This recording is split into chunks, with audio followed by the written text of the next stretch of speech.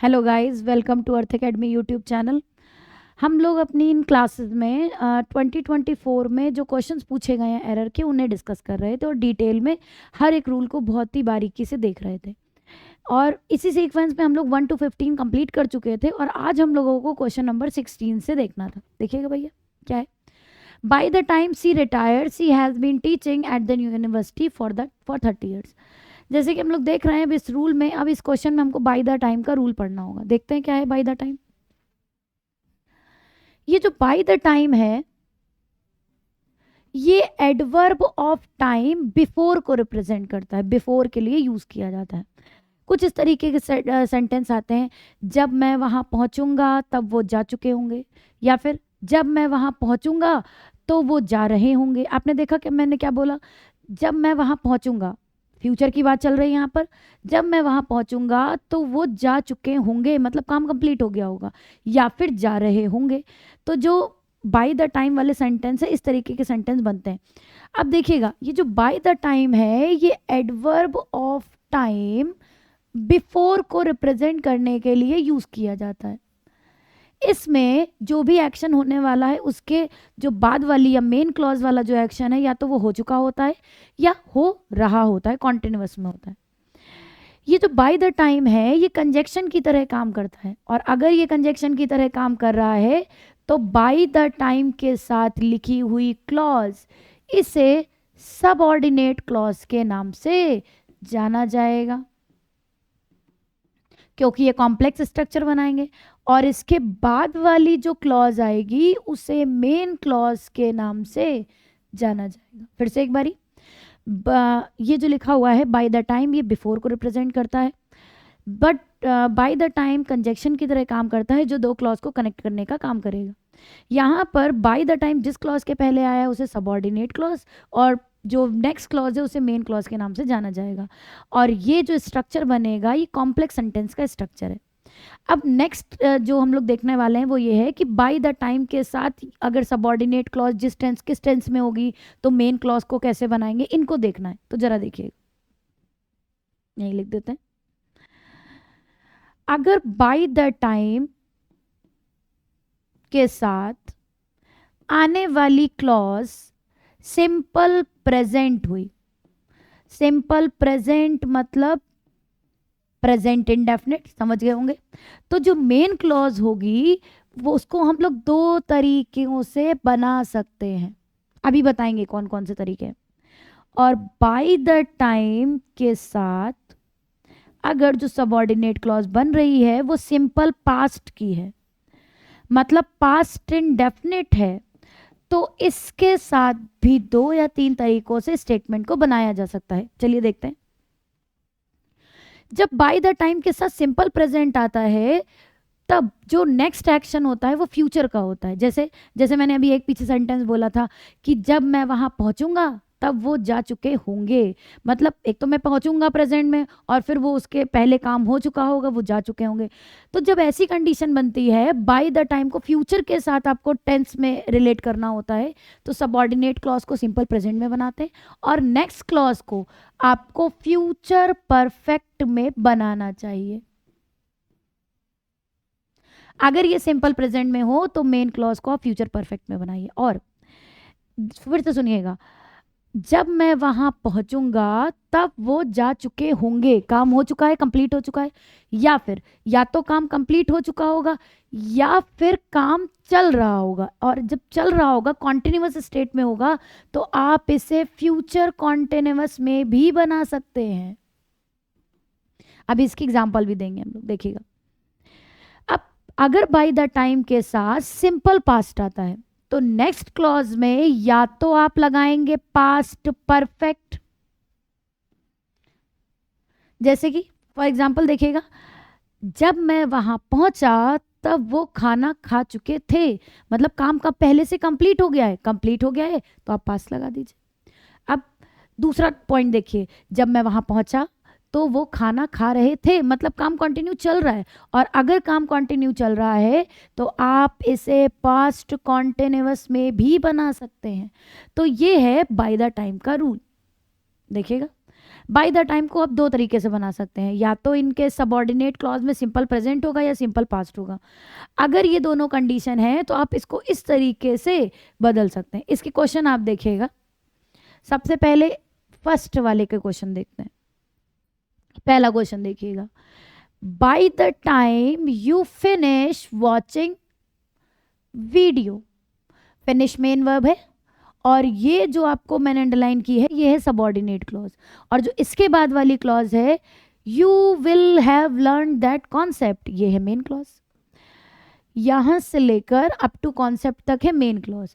अब आप देखिए जो ऊपर वाली मतलब सबऑर्डिनेट क्लॉज है उसमें लिखा है यू विल फिनिश वॉचिंग, जब आप ये वीडियो फिनिश करेंगे you will have learn that concept, आप ये कॉन्सेप्ट सीख चुके होंगे, लेकिन दोनों ही फ्यूचर में होने वाले हैं, लेकिन तब तक काम कंप्लीट हो चुका है। तो आप क्या लगा रहे हैं, V1 के साथ मतलब प्रेजेंट के साथ, प्रेजेंट इंडेफिनिट के साथ आप लगा रहे हैं फ्यूचर परफेक्ट।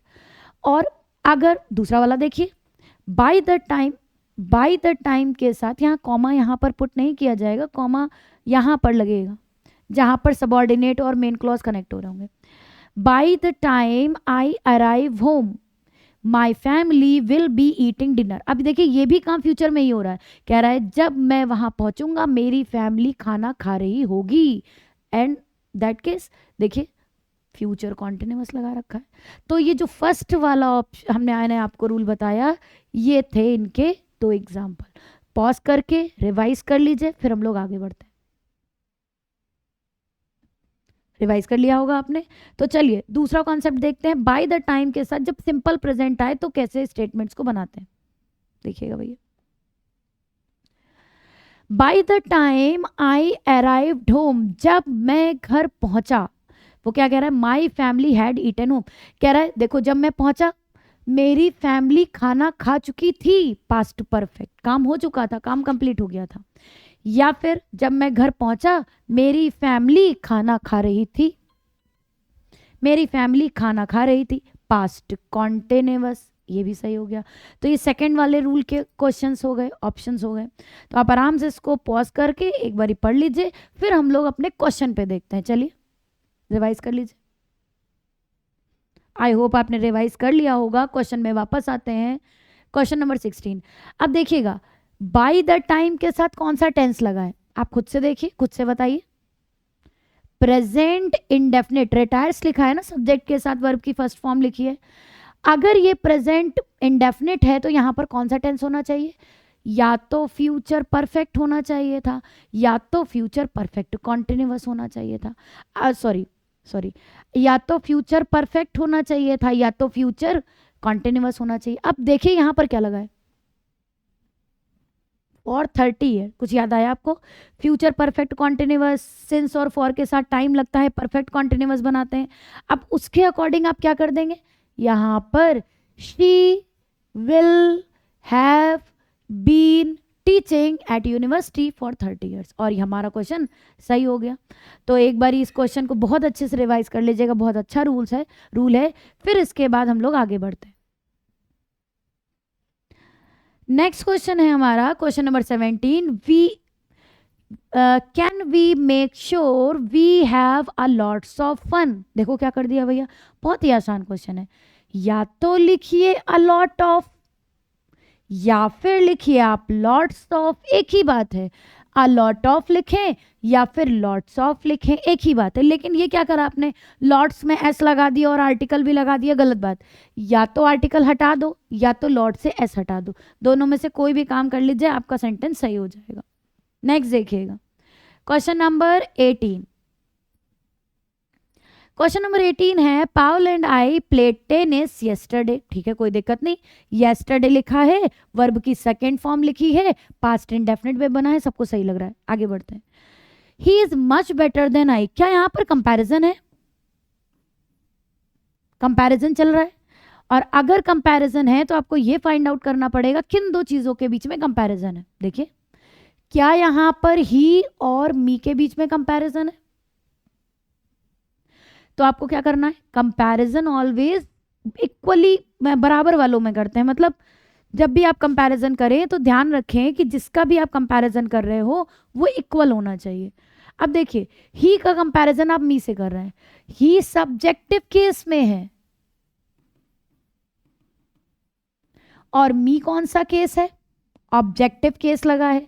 अगर इनका केस अलग है तो आप कंपैरिजन कर कैसे रहे हैं, आपको दोनों को सेम केस में लाना पड़ेगा। अब यहां पर जो ही है वर्ब के पहले लिखा है, कॉन्ट्रैक्टेड फॉर्म लिखी है। अगर वर्ब के पहले लिखा हुआ है ही तो ही को तो नहीं बदल सकते ऑब्जेक्टिव केस में। अब ऐसी कंडीशन में आप मी को बदल दो, he is much better than I, और आपका स्टेटमेंट सही हो जाएगा। नेक्स्ट देखिएगा question number 19, she is enough wise not to interfere in the matter once being insulted publicly by them। देखिएगा भैया इस सेंटेंस में आपने मे बी आपको पता भी चल गया होगा, बहुत ही इजी क्वेश्चन है। ये देखिए इनफ वॉइस, इसका रूल देखेंगे हम लोग। इनफ, क्या आपको पता है कि इनफ की पार्ट ऑफ स्पीच क्या होती है? वर्ब, नाउन, एडजेक्टिव, एडवर्ब, कुछ याद आ रहा है आपको? इनफ की पार्ट ऑफ स्पीच क्या है? इनफ की पार्ट ऑफ स्पीच एडवर्ब भी हो सकता है और इनफ एज एन एडजेक्टिव भी काम कर सकता है।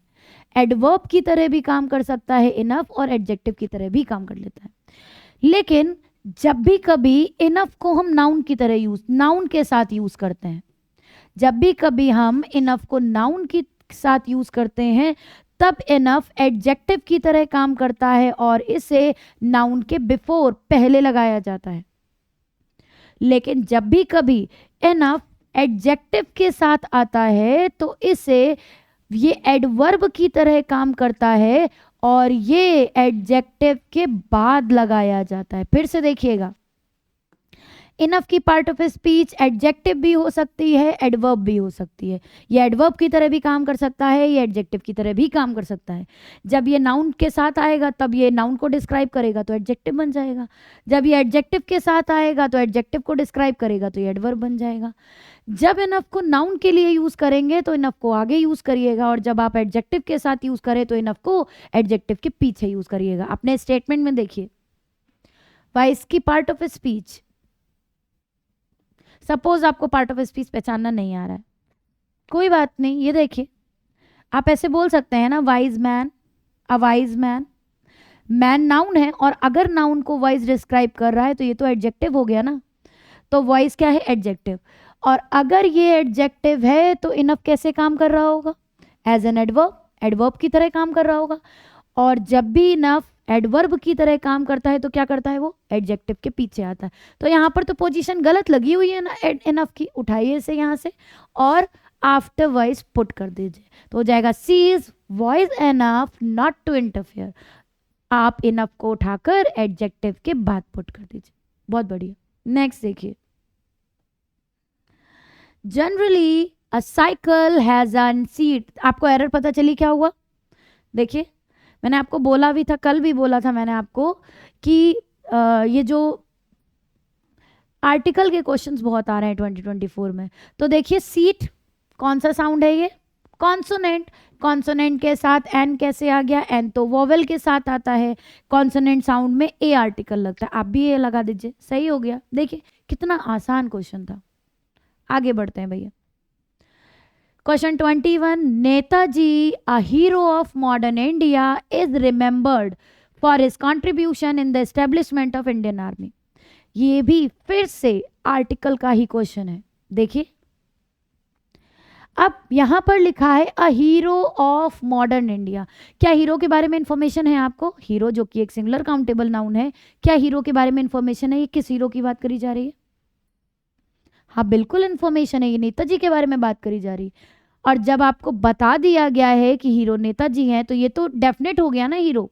और अगर डेफिनेट हो गया तो हम लोग कौन सा आर्टिकल यूज करेंगे? द, क्योंकि डेफिनेट आर्टिकल द होता है। तो हम हीरो के पहले द लगा दे, आर्टिकल हटा दिया हमने। तो ये रहे आपके क्वेश्चन। सिलेक्शन पोस्ट के क्वेश्चन हम लोग कर रहे थे 2024 के सिलेक्शन पोस्ट के एरर के क्वेश्चन यहाँ से कंप्लीट हुए। 21 क्वेश्चंस आए थे और मैंने आपको हर एक क्वेश्चन बहुत ही डिटेल में बताकर यहाँ पर सिलेक्शन पोस्ट के क्वेश्चन खत्म कर दिए। अब 2024 के और अदर जो एग्जाम्स हुए हैं उनके हम लोग क्वेश्चंस करेंगे। तो फिर ठीक है, कल मिलते हैं नए क्वेश्चंस के साथ। Thank you.